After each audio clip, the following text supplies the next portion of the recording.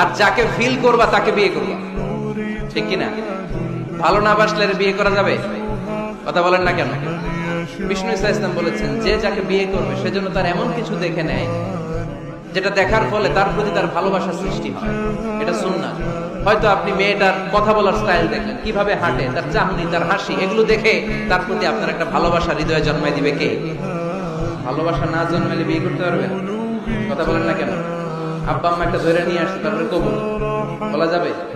এগুলোর জন্য এদেশে ডিভোর্সের রেট বাড়ছে। ছেলে মেয়েদেরকে ওপেনলি একে অপরের সাথে দেখা করার সুযোগ করে দেয় না।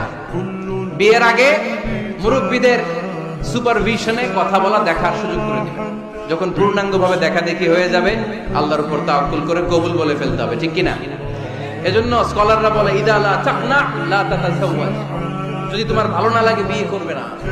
আল্লাহ কোরআনে বলে নাই, ফানকিহু মিনান নিসাই মাসনা ওয়া সুলাসা।